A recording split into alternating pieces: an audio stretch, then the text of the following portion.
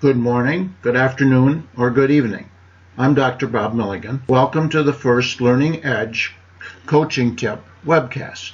Today we will talk about how to handle the situation where an employee is not meeting expectations. And to do that, we need to talk about two things.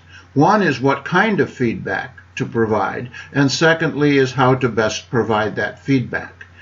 To begin, we need to think about the fact that traditionally we think of two kinds of feedback, positive and negative. I want you to completely eliminate that thinking from your mind, because actually there are three kinds of feedback. Okay? And the third kind of feedback is what we call redirection feedback. The problem with two kinds of feedback is that we typically think of negative feedback as a reprimand. However, most of the time when employees do not perform, it's not because they didn't want to. It's because they didn't have all the resources they needed, that the expectation was too high, whatever the case may be.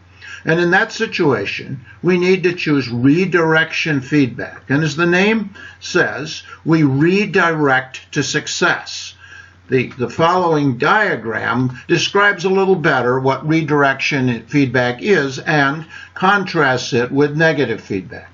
Redirection is when it really isn't the employee's problem. It wasn't something they did. It was something in the context and the situation. There was not enough training, not enough clarity. Something happened that was not expected. And so we need redirection feedback. So the question then is, what do we do?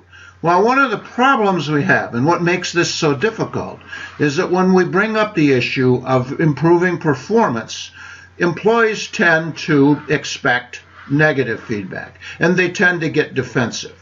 And so the most important thing to have a productive discussion is to reduce that defensiveness. And to do that, we're going to talk about three things. The first is to really emphasize at the beginning of this discussion that the purpose is not to focus on what went wrong. The focus is success. We are redirecting to success. Make sure the employee understands that. Okay. The second one is that we need to think about how do we keep the conversation informal, productive, and congenial. And we do that by staying calm and by being positive. Make sure that the discussion has a focus on success, a focus on a positive outcome.